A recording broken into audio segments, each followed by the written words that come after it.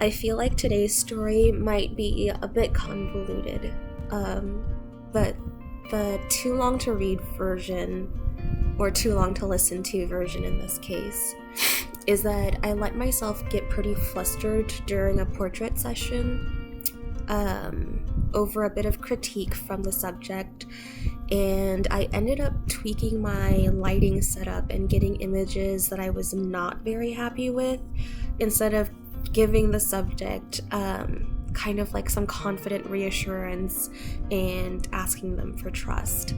But here's the long version. So I went into a portrait session wanting to create these very soft, intimate, environmental portraits, and I wanted the lighting to look very natural. So the first vignette that I chose in their home was a table a few feet from a small window, and even though the light coming through that window was not very bright, I wanted that to be my key light. And I was going to bounce a tiny bit of speed light off of the opposite wall as the fill. And so I adjust my settings, I bump my ISO as high as I can while trying to avoid like too much noise. And so the resulting image is fairly underexposed. But even so, here's what I was kind of looking for. One, was all the data there? Yes. And two, is the light coming from the window and the light coming from the speed light, do they feel balanced? Also, yes. And so in my mind, I'm just gonna adjust exposure later on, because the more important thing to me is that there's a nice ratio between the window light and the fill light.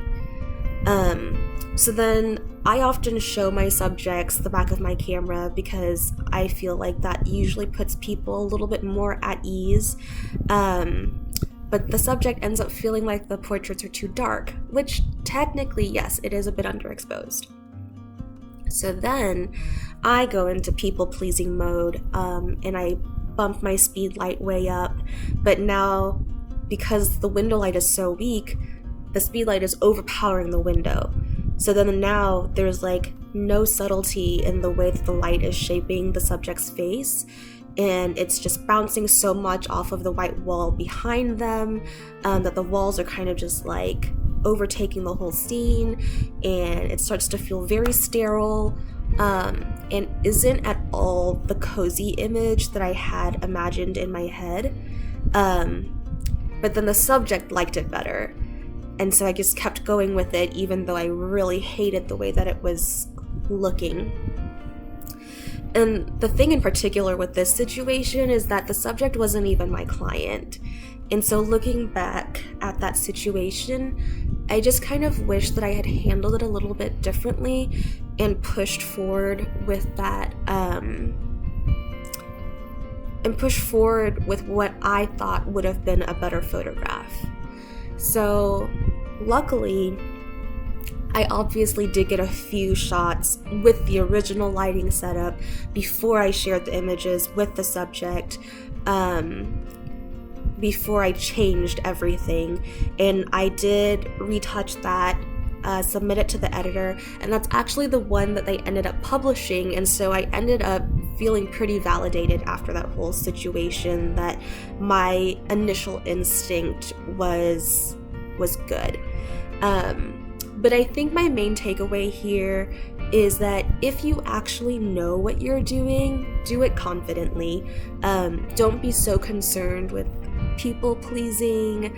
I feel like there's always a way to kind of push back tactfully if you feel strongly about something. And in that particular situation, like, I was the expert, you know? I'm the one that shoots and like does lighting day in and day out, and so I just wish I wouldn't have felt so intimidated by the subject's critique, so that I would have gotten more images that I was excited about and proud of. But yeah, so that's all for this one. Just be confident. Alright, peace out, y'all.